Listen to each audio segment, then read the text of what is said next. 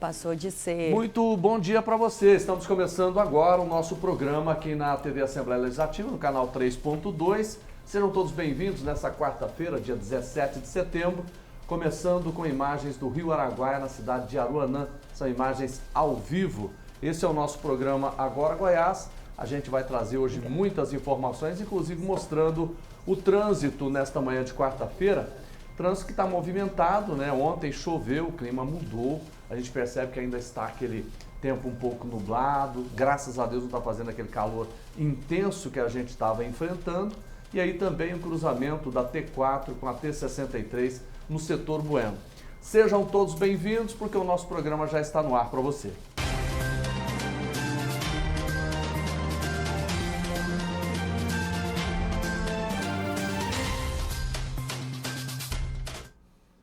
A matéria que cria a Delegacia de Repressão a Crimes contra Animais foi do deputado Cairo Salim, foi aprovada na CCJ, a Comissão de Constituição e Justiça. A reportagem que você vai ver é do Murilo Santos. O presidente da CCJ, a Comissão de Constituição, Justiça e Redação, deputado Hamilton Filho, fez a distribuição de alguns vetos da governadoria para relatoria. Um veto do Executivo de matéria parlamentar foi mantido pelos parlamentares. Mais de 30 matérias de deputados também foram apreciadas na CCJ. Do deputado Cairo Salim, foi aprovada a criação da Delegacia de Repressão aos Crimes contra Animais. Do deputado Carlos Cabral, foi aprovado o projeto da Política de Saúde Integral da População Negra. O líder do governo, o deputado Thales Barreto, e o deputado Amaury Ribeiro debateram a tramitação de matéria que trata sobre o Refis, Programa de Refinanciamento do Transporte de Gado Bovino. Deputado Amaury,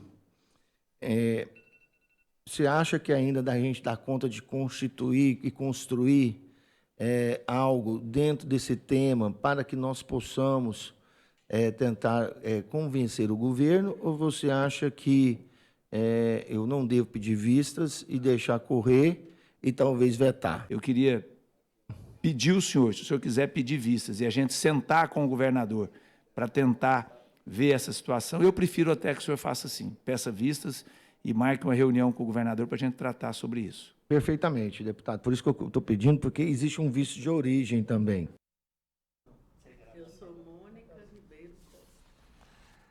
Olha, gente, nós vamos falar agora de um evento que está acontecendo aqui na Assembleia Legislativa, que é um evento importante do Hospital Estadual de Dermatologia Sanitária Colônia Santa Marta. É uma exposição que começou no dia 16 de setembro e vai até o dia 1º de outubro, que é uma exposição no espaço de memórias. Nós vamos saber mais sobre esse assunto agora. Nós estamos recebendo aqui duas pessoas lá da colônia, que é a Adriana Martins de Lucena, diretora administrativa da unidade do HDS. Adriana, está tudo bem com você? Tudo bem. É um prazer estar aqui no seu programa, em especial para falar da exposição de memórias HDS Colônia Santa Marta. Tá certo. E também a doutora Mônica, né? A senhora pode falar o cargo, por favor? Eu sou diretora-geral e técnica da unidade, atualmente. Me fala. Muito prazer. Seja bem-vinda. Obrigada. Bom dia para vocês. Obrigada. Me fala dessa exposição, por favor. Bom, na verdade, nós estamos lá na gerência da unidade há cerca de 12 anos, né? Incumbidos pela Secretaria Estadual de Saúde de fazer a gestão da unidade por meio da AGIR, que é a Associação Goiana de Inovação e Resultados de Saúde, que é uma organização social. E desde então nós nos preocupamos em preservar a memória, né, da antiga colônia Santa Marta. Embora o HDS hoje seja uma instituição de saúde que oferece vários serviços na área de saúde, atenção domiciliar e outros, nós nos preocupamos em manter viva a história do período em que a unidade foi a extinta colônia Santa Marta, que abrigava os rancenianos num período em que não havia um tratamento efetivo e esses pacientes eram então isolados da sociedade para, teoricamente, não disseminar a doença. Tá? Nesse período, nós procuramos materiais, documentos, e outros produtos que a gente tinha lá na unidade, instrumentos médicos hospitalares da época, angariamos depoimentos de ex-moradores, de ex-funcionários, enfim, coletamos um acervo e em 2021 nós transformamos esse acervo num espaço de memórias, né? Bem organizado, com curadoria especializada. Esse espaço está lá na unidade, no dia a dia, disponível para visitação pública, gratuita, desde que seja previamente agendado.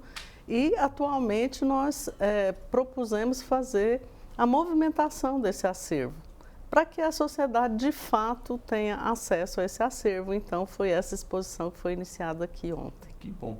A colônia surgiu em 1900 e quanto? 43. 43. Então, a pessoa que vier acompanhar essa exposição, ela vai encontrar, por exemplo, o que dessa época, por exemplo? Fotos. Nós temos fotografias, Sim. nós temos mobiliário que era usado na época, temos relatos. Hoje a gente ainda tem no HDS 12 moradores remanescentes, então eles são moradores pacientes. Então tem a história deles e também tem obras de artes de 2 artistas que foram moradores da colônia Santa Marta e que hoje estão expondo suas obras também no nosso espaço de memória. Por que vocês decidiram fazer isso? No sentido de resgatar essa memória, né? Nós, no Brasil, assim, não temos essa prática, vamos dizer assim, né? Que do meu ponto de vista, do nosso ponto de vista, né, enquanto instituição, é muito importante, né? Que a gente não deixe essa história morrer, né? Que a gente compartilhe com muitas pessoas, inclusive da própria área de saúde, o que foi a história da hanseníase, né? No Brasil e no mundo, né? Mas aqui em Goiás a gente teve esse exemplo histórico que foi a colônia, que chegou a ter mais de 1.000 moradores à época, funcionava como uma verdadeira cidade, né? Tinha fazenda, tinha criação de gado, tinha criação de aves, tinha padaria, tinha prefeitura, tinha delegacia e as pessoas viviam numa comunidade segregada, totalmente segregada da sociedade, isolados, né? Então, porque se acreditava na época que a hanseníase era muito mais contagiosa do que de fato ela é. Hoje nós sabemos que a hanseníase não tem essa contagiosidade toda. Ela contagia sim, mas é uma coisa bem mais restrita do que se imaginava à época. Além disso, à época não havia o tratamento efetivo para a cura da doença.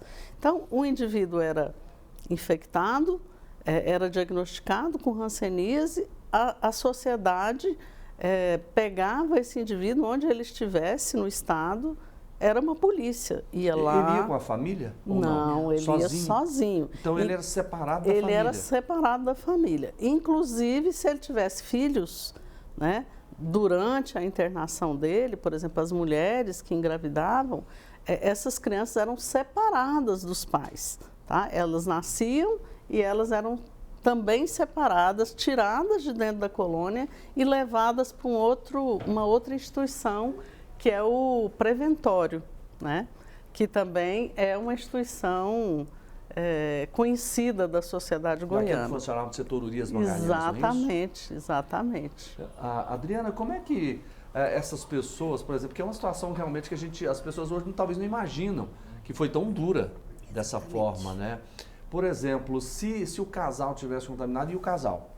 O casal estava na colônia Santa Marta, se era orientado a não ter, mas a gente sabe que, como perdurou por muito tempo, as pessoas se relacionavam. Se tivesse algum filho, como o filho não nascia com a doença, o filho era entregue ou para alguma instituição ou para alguma família. Era retirado dos pais.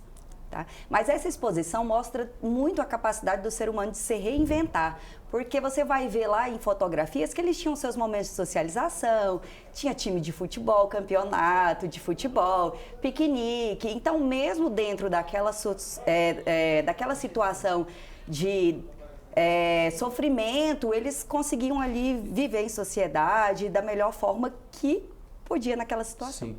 Doutora Mônica, isso durou dessa forma mais dura, né? Até quando? Na verdade, a legislação brasileira perdurou até 1986, tá?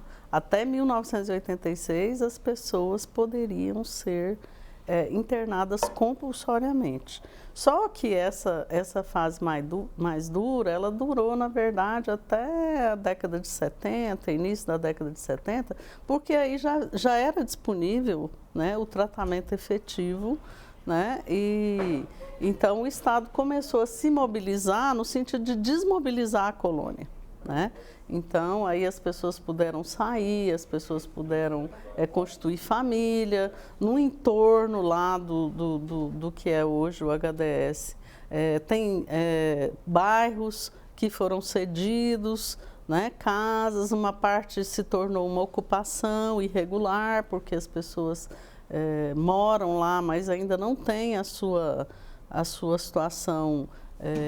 Isso, inclusive, é uma coisa que eu gostaria de chamar a atenção. Tem um bairro no fundo do hospital, né, que é uma área que não faz parte da atual instituição de saúde e que ela é uma ocupação em que as Tem pessoas muita gente lá? Muita gente. Eu não sei te dizer exatamente quantos. quantos. Desse bairro?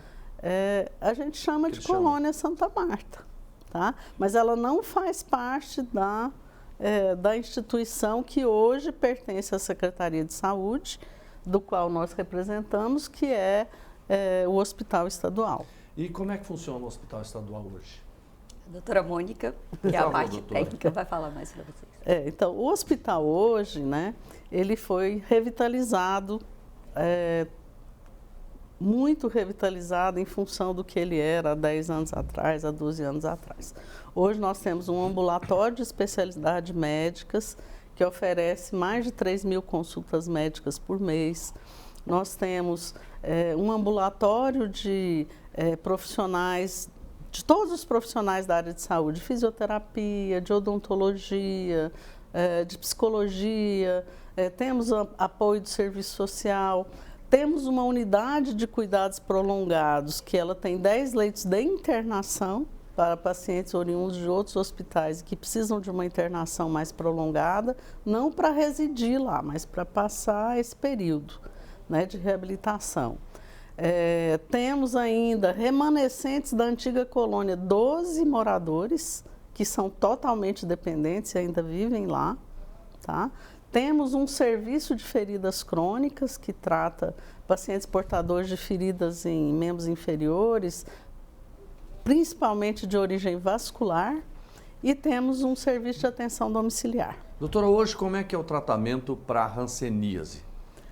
Não, o tratamento para hanseníase hoje ele é feito na rede básica, na rede primária de saúde, no posto faz em casa, de saúde. Faz normal, em casa, normalmente. Toma um remédio. Toma um remédio, é uma medicação via oral, né? Então, se o paciente tem uma suspeita de hanseníase, ele deve procurar uma unidade básica de saúde, um posto de saúde, e esse tratamento vai ser feito lá. O HDS, inclusive, não trata hoje mais o paciente com hanseníase originalmente, né? Como nós temos um ambulatório lá, grande, eventualmente algum paciente chega lá, a gente faz o diagnóstico. Mas lá não é um serviço de referência para hanseníase hoje. Adriana, faz um convite então para a exposição. Convido a todos vocês. A exposição está sendo feita, começou ontem, dia 16 de setembro, vai até dia 1º de outubro, das 9 horas da manhã às 17 horas, no saguão principal da Assembleia Legislativa do Estado de Goiás. Vocês são nossos convidados para conhecer um pouco mais dessa história.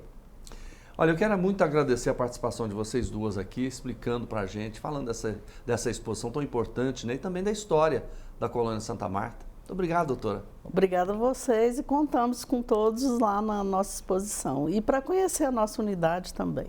Adriana, obrigado, um abraço para você. Muito obrigada pela oportunidade. Obrigada pela oportunidade. Vamos continuando agora. A Assembleia aprovou em primeiro turno a matéria do governo sobre a reserva de 20% das vagas para negros em concursos públicos. Foi numa sessão ordinária e o Murilo Santos vai contar os detalhes para a gente. A deputada delegada Fernanda foi à tribuna pela primeira vez para contar um pouco da trajetória política e pessoal. Sou filha de um pequeno comerciante de abençoada memória, meu pai, e de uma professora. Cresci no meio dos livros e sabia que apenas através da educação a gente poderia chegar mais longe. Na apresentação de matérias, ela pediu água tratada para 2 distritos do município de Formosa, onde foi vereadora, e teve a resposta. Os moradores daquela região, senhores deputados, senhor presidente, eles estão ficando sem água potável dentro de suas casas. É uma situação realmente que demanda a nossa rápida intervenção, nosso apoio. E aqui esse requerimento para a Saneago, que foi formalizado, para as devidas providências, para que haja a normalização e a regularização do fornecimento de água para aqueles moradores. Se depender da Saneago, pode ter certeza que a Saneago vai colocar água lá, tá bom? Viu, deputada, pode ficar tranquilo, se depender da Saneago, a Saneago vai colocar água lá, porque a Saneago é uma empresa séria, participei lá há 36 anos, e é a melhor empresa de saneamento do país, na verdade. O deputado Clécio Alves voltou a criticar a calamidade financeira da Prefeitura de Goiânia. Calamidade que não existe, calamidade que nunca existiu. Essa prefeitura nunca teve tanto dinheiro na vida quanto está tendo agora. Eu fui 6 mandatos de vereador, eu nunca vi essa prefeitura arrecadar tanto dinheiro como está arrecadando na mão desse sujeito. Os deputados Isiquinã e Wagner Camargo Neto comemoraram o anúncio de obras de infraestrutura. Hoje pela manhã, o contrato para a construção da rodovia 147, saindo de Silvânia e avançando até o município de Bela Vista de Goiás, foi assinado. Esta é uma luta histórica de todos os moradores que residem nesta localidade, senhor presidente, e que nós encampamos com muito vigor desde o princípio da nossa chegada aqui na Assembleia Legislativa do Estado de Goiás. Temos muitas obras que estão em andamento. Eu queria ressaltar aqui a 460 GO entre o distrito de Idiolândia, da minha querida cidade de Itapuranga, e o município de São Patrício, que eu acredito que em dezembro, no mais tardar janeiro, estaremos inaugurando ela. Temos aí uma fase de aprovação da 427, o trecho entre Itaguaru e Itoraí, que também nós queremos muito que essa obra se inicie o ano que vem e está muito bem encaminhada para iniciar. O plenário ainda aprovou alterações na lei que determina 20% das vagas em concursos públicos do Estado para negros, em primeira votação.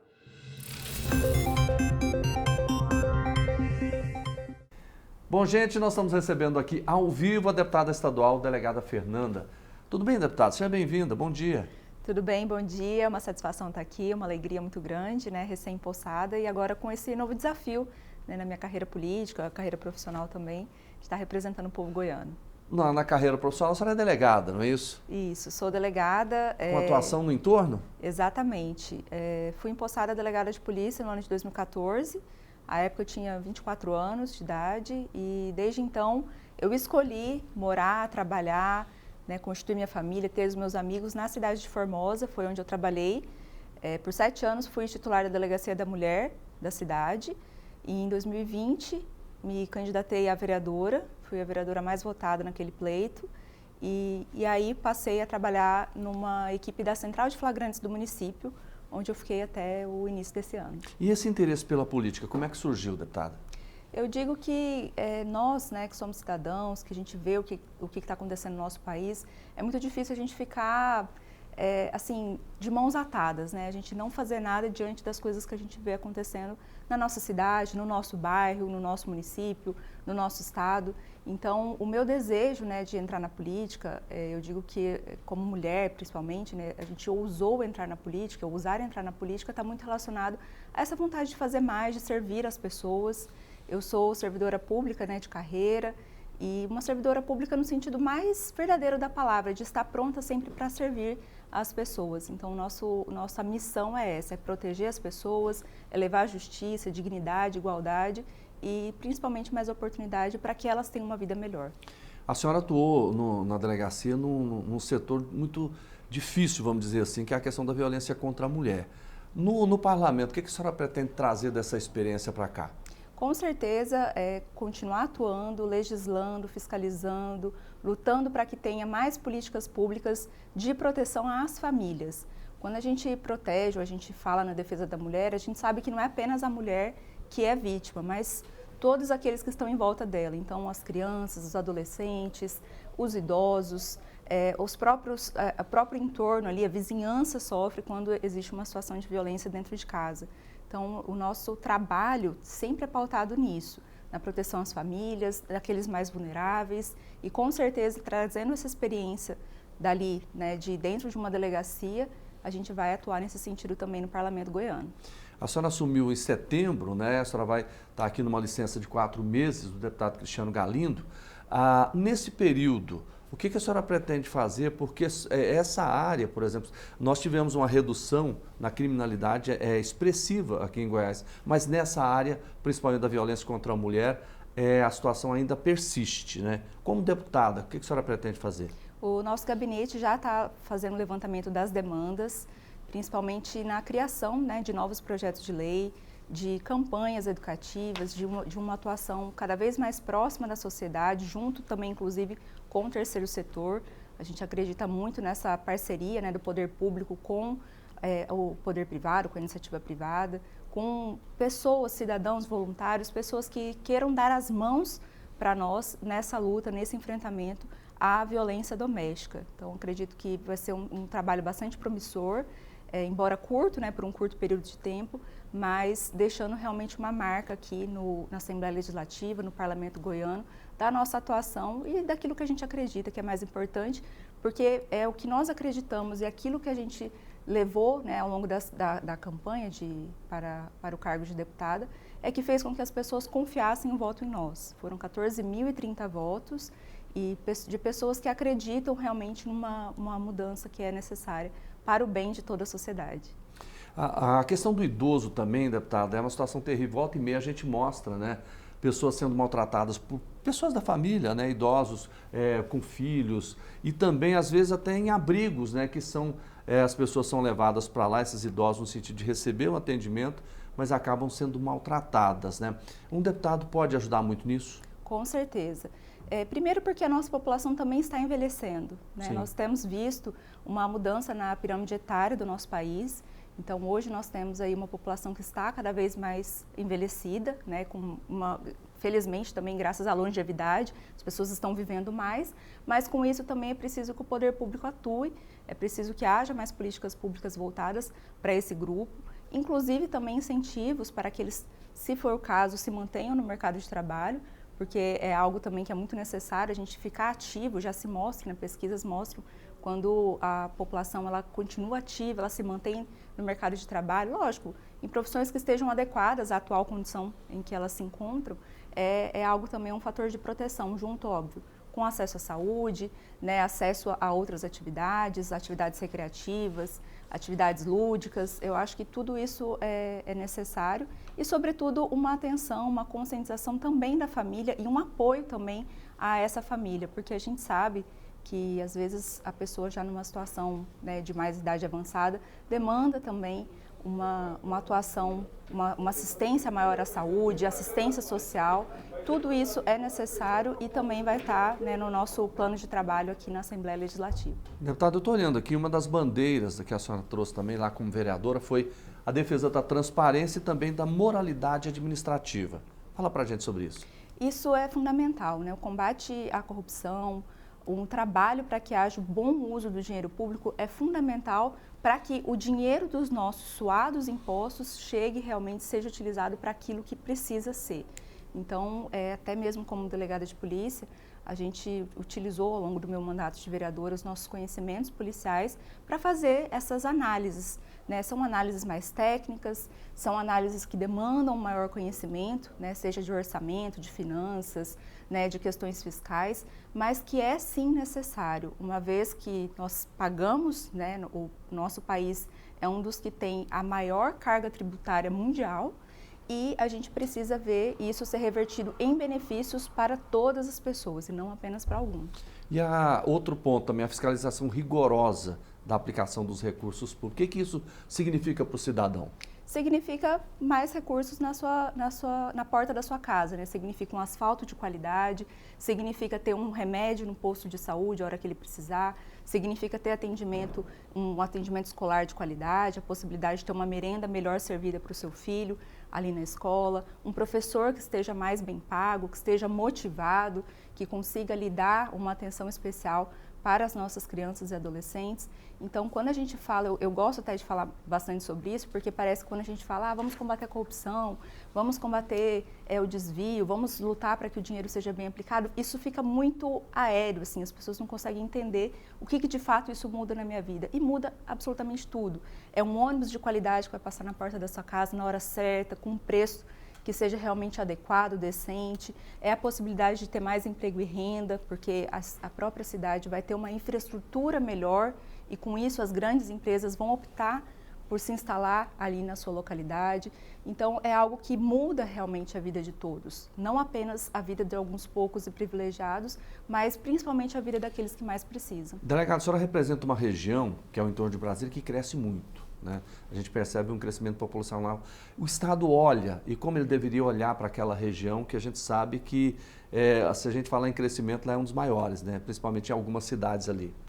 Por muito tempo, a região ali do entorno de Brasília, ela era considerada nem, né? Porque não era nem Goiás e nem Distrito Federal. E tem muitas peculiaridades, né? Uma região que realmente precisa de atenção do poder público, mas com o governo do nosso atual governador, Ronaldo Caiado, a gente tem visto um investimento mais atento, uma atenção voltada para essa região. E prova disso são os investimentos que são feitos lá. Eu estava, por exemplo, na semana passada, fazendo uma visita técnica com o nosso vice-governador, Daniel Vilela. E nessa visita estava sendo feita a análise da entrega das obras do Hospital Estadual de Formosa. É uma obra muito grande, né, que custa muito para os cofres públicos e que é algo muito necessário para a nossa região. Porque imagine só o senhor, você precisar fazer um atendimento de saúde, ter que sair, né, dali de Formosa ou das cidades circunvizinhas e ter que se deslocar aqui para Goiânia. Quanto isso não custa? A gente tem, né, o tratamento fora do domicílio em Formosa, para se ter uma ideia, as pessoas que fazem tratamento, seja um tratamento oncológico, né, de alguma situação mais grave, mais complexa, precisa sair de Formosa meia-noite para poder ser atendida às 8 da manhã aqui em Formosa, porque há toda essa questão do transporte e toda a dificuldade. E elas voltam muitas das vezes 10, 11 horas da noite em casa, ficam um dia todo fora, já estão numa situação difícil de saúde e ainda precisam passar por tudo isso. Então, quando a gente tem um governador que olha para essa região, que escolhe investir, né, nós estamos falando de uma obra que vai triplicar a capacidade de atendimento ali de saúde daquela região e com certeza vai beneficiar centenas de milhares de pessoas que ali vivem. Que bom. Quero agradecer a participação da deputada estadual, delegada Fernanda, desejando boa sorte nesse trabalho aqui na Assembleia. Muito obrigado, um bom dia para a senhora. Muito obrigada, nosso gabinete está à disposição de toda a população. Nós sabemos que ser deputada não é ser deputada de uma cidade apenas, mas é de toda uma região e com certeza o nosso trabalho vai estar atento para defender o interesse do povo goiano. Obrigado, deputada. Gente, a Assembleia Legislativa de Minas Gerais está completando 190 anos e fez uma homenagem a representantes de vários parlamentos do país, entre eles, o nosso presidente da Assembleia, deputado Bruno Peixoto. O presidente da Assembleia Legislativa de Goiás, deputado Bruno Peixoto, foi agraciado com a medalha especial em comemoração aos 190 anos do Parlamento Mineiro. A celebração aconteceu no Salão Nobre da Casa de Leis, em Belo Horizonte. No total, 8 representantes de parlamentos estaduais receberam a honraria das mãos do presidente da Assembleia Legislativa de Minas Gerais, deputado Tadeu Leite. O objetivo foi homenagear pessoas e instituições reconhecidas por iniciativas de relevância pública e de promoção da cidadania. Essa medalha reconhece mulheres e homens que colocam seus talentos e esforços a serviço da sociedade e contribuem para engrandecer Minas e o Brasil. A Alego também completa 190 anos em 2025. O deputado Bruno Peixoto fez questão de destacar a relevância histórica das assembleias estaduais e reforçar a parceria das instituições no fortalecimento da democracia brasileira. A Assembleia Legislativa do Estado de Goiás é exemplo de Minas Gerais. Nós estamos completando em 2025 190 anos da sua fundação. E nós temos trabalhado muito e dado resultado à população. evidentemente, cada um em seu estado, mas unidos, sempre no mesmo propósito, servir a sociedade. Além de várias autoridades, o evento teve como orador o ex-governador de Minas Gerais, Antônio Anastasia, atual ministro do Tribunal de Contas da União. Parabéns a todos os homenageados com esse merecido reconhecimento que tiveram por parte do corpo parlamentar do Estado e de nossa sociedade. Virmontes, vamos para a matéria primeiro, daqui a pouco a gente vai com o futebol. Numa iniciativa do deputado estadual Virmontes Cruvinel, uma sessão solene celebrou 20 anos da organização Nova Acrópole, uma unidade que está no Jardim América. E Heloísa Caos traz os detalhes para a gente. Uma história que vai além das paredes da instituição e se consolida como um legado para Goiás. Há 20 anos, a Nova Acrópole chegou a Goiânia com uma missão: transformar vidas por meio da filosofia, da cultura e do voluntariado. Presente em mais de 60 países, a organização foi celebrada em uma sessão solene na Assembleia Legislativa em reconhecimento à sua trajetória. O sonho de um idealista que começou numa salinha de menos de 40 metros quadrados, com esse sonho de divulgar a filosofia, uma filosofia prática que ajuda as pessoas a poder entender um pouco mais o sentido da vida, se tornar mais humana. E isso acabou que depois de 20 anos a gente tem uma grande escola com vários voluntários e a gente faz um trabalho de difusão da cultura, do voluntariado, de muitas ideias que contribuem para a sociedade, contribuem para a humanidade. Nessas 2 décadas, a unidade do Jardim América se tornou referência em projetos que unem conhecimento e prática. Oficinas, palestras, atividades culturais e ações comunitárias ajudaram a formar cidadãos mais conscientes e também comprometidos com o bem comum. É uma escola que foi baseada, fundamentada em todas essas tradições, né? Então, quando nós entramos e participamos da escola, foi uma natural busca de conhecer a nós mesmos, de entrar em contato com tantas tradições do Oriente e Ocidente e essa possibilidade de apoiar como voluntários também. O momento mais marcante da noite foi a homenagem aos voluntários. Homens e mulheres que, com dedicação silenciosa, doam seu tempo e energia para tornar possíveis as iniciativas da instituição. Cada certificado entregue simbolizou não apenas gratidão, mas também a certeza de que a transformação começa no esforço individual de servir ao coletivo. Tem 11 anos, meu amor, que eu estou na Nova Acrópole, né? E eu me sinto muito feliz porque lá aprendi muito porque o que é a filosofia? É a mãe da sabedoria, né? E lá nós estamos aprendendo a nos conhecer. A gente pode ajudar uns aos outros através de pequenos atos, né? Então, através das aulas, através do voluntariado, dos elementos culturais, tudo isso faz com que a gente consiga transformar um pouquinho a nossa sociedade em um lugar melhor. A vereadora, doutora Rose Cruvinel, esteve presente representando o autor da iniciativa, o deputado Virmontes Cruvinel, e ressaltou que reconhecer os 20 anos da Nova Acrópole em Goiânia é valorizar a crença no poder da filosofia e da ação cidadã. Eu estou aqui muito feliz, porque no passado, aí, nos meus tempos de estudante universitário, eu cheguei a frequentar a Nova Acrópole. Eu sou admiradora e não pude seguir porque o estudo de medicina e as tantas missões que a gente tinha, às vezes me afastaram, mas está na hora de voltar.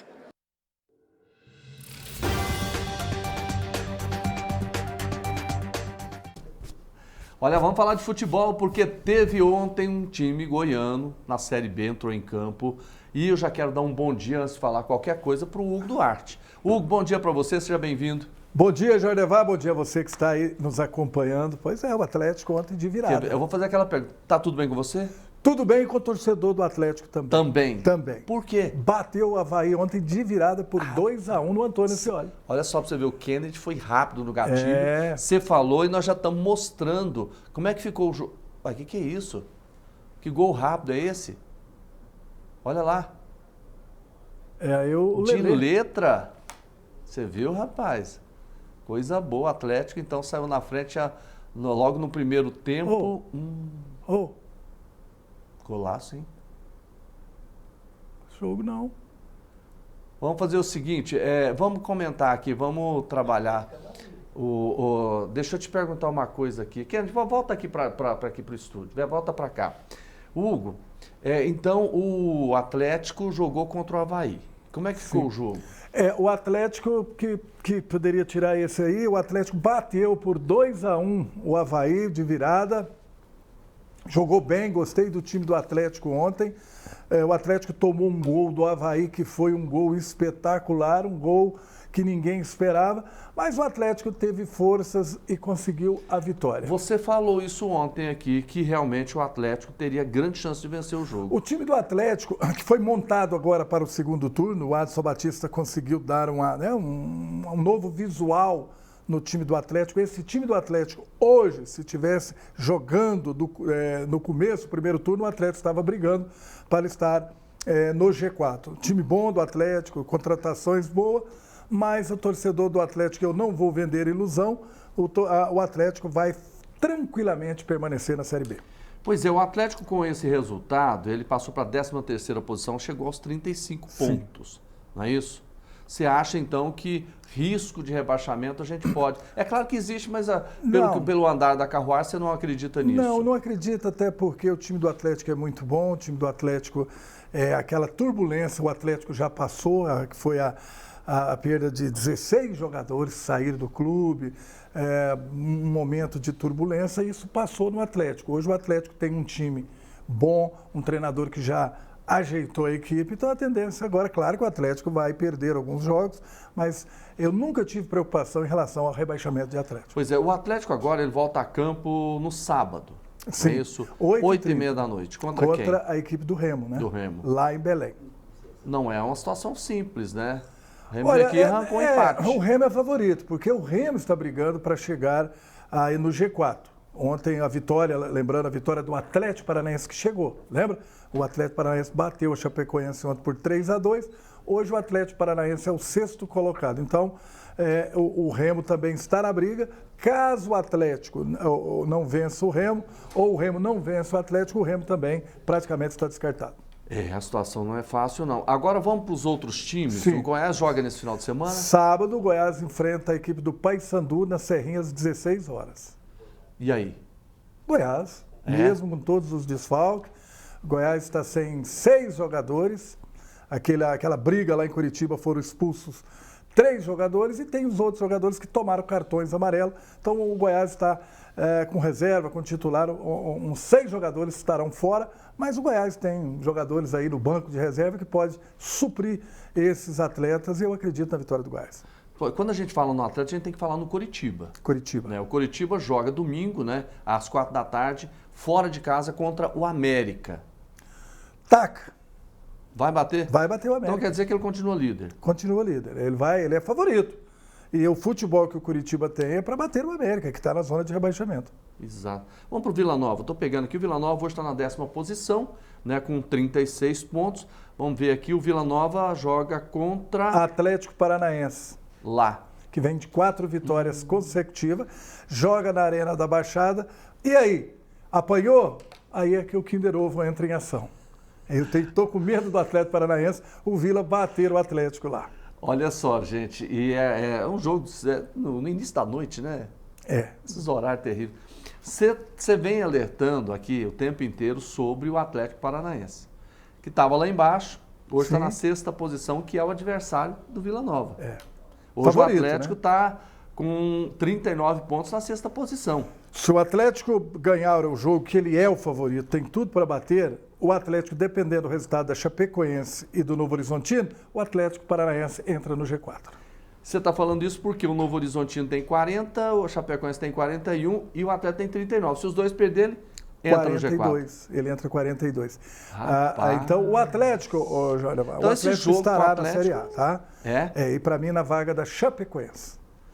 Então, esse Curitiba, Goiás, Criciúma e Atlético Paranaense. Não tem notícia boa para o Vila Nova, então. O Atlético Paranaense, se vencer o Vila, ele é o favorito, tem tudo para bater o Tigrão.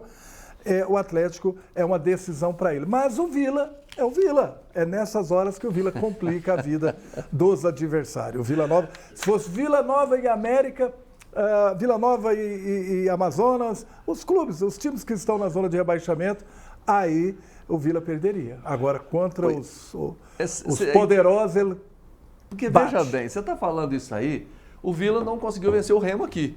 Empatou. Empatou. O Atlético também em casa ele não venceu. Agora ele vai lá no Atlético Paranaense. Ele perdeu para o Botafogo de Ribeirão Preto, está na zona de rebaixamento. Mas você está corajoso. Não sou eu não, é o Vila. É o Vila? É o Vila que ele não pode ver um milionário que ele toma o dinheiro e leva para a pobreza. Robin Hood. Robin Hood. Pega dos Kinder ricos e repassa para os pobres. Nossa, e UTI. Ele anda com um balão de oxigênio nas costas. Quando tem um na UTI, ele fala, vem cá, menino, vou te tirar da UTI. Aí tira, principalmente da zona de rebaixamento. E falando nisso, gente, faltam 12 jogos, né, para terminar. Ontem eu até estava avaliando um negócio, olha para você ver como é que a situação é diferente, né? Hoje, se a gente pegar o primeiro colocado na Série B, que é o Coritiba, com 26 jogos, ele tem 47 pontos. 47. Se a gente ir para a Série A, o Flamengo tem 50 pontos com 22 jogos. Ou seja, a Série A está mais eficiente do que a Série B. A Série B está um equilíbrio entre os clubes para baixo. Se é que existe isso, equilíbrio geralmente é que é meio a meio, né? Mas as equipes são praticamente iguais, não há muita diferença.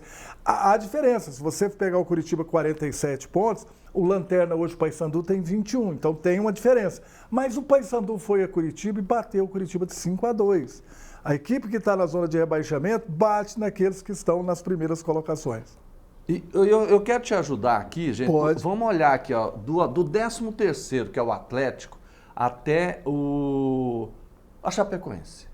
Olha a diferença de números. Vila Nova tem, o Avaí tem 36, Vila Nova tem, eu estou falando subindo. Sim. Né? Vila Nova tem 36, CRB 37, Cuiabá 38, Remo 39, Atlético Paranaense 39, Novo Horizontino 40, Chapecoense 41. É mínima diferença.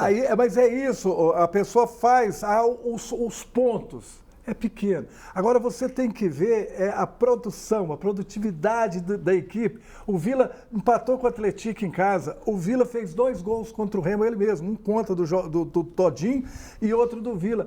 O Vila não ganha os jogos que precisavam ter vencido. É isso que você faz análise. Por isso, quando eu digo que o Vila dificilmente chegará à Série A, se você olhar os números aí dos pontos, todos os clubes têm chance. Até o Paysandu, se vencer os 12 jogos, chega. Nós vamos fazer o seguinte, nós vamos colocar o Vila para jogar só fora de casa, então. E com time grande. Time pequeno ele não pode resolver jogar. Uma parada. Não, é só grande. Pode jogar só Curitiba e Goiás, e principalmente o Goiás. Se o Vila pudesse jogar os 12 jogos que faltam contra o Goiás, ele estaria na Série A. Goiás é freguês mesmo, né? Não, eu estou falando... Tem muito tempo que não consegue ganhar do Vila, Vila, né? Estou dizendo o que está acontecendo, né? Eu não lembro a última vitória do Goiás em cima do Vila Nova. E essa turbulência que o Goiás passou, eu espero que acabe diante do Paysandu, quem provocou foi o Vila. Aquele jogo 2-0, dali o Goiás ficou estraçalhado. Precisou de uns 15 psicólogos lá na Serrinha para poder. E ainda não está tão bem não, mas vai ficar contra o Paysandu. Gente, todo dia, 11 horas da manhã, tem... o Alegre Esportes. César Rezende, Renato Sobrinho, Hugo Duarte e Lucas Nogueira. Essa equipe maravilhosa. Falta Hugo, você. Obrigado mais uma vez pela sua contribuição com a gente. Prazer aqui. Estar aqui ao seu lado. Prazer é meu. Muito obrigado. Viva Morrinhos. Grande, Morro Agudo. Gente, um abraço para você. Amanhã a gente volta às 9 horas da manhã. Fiquem todos com Deus e até lá.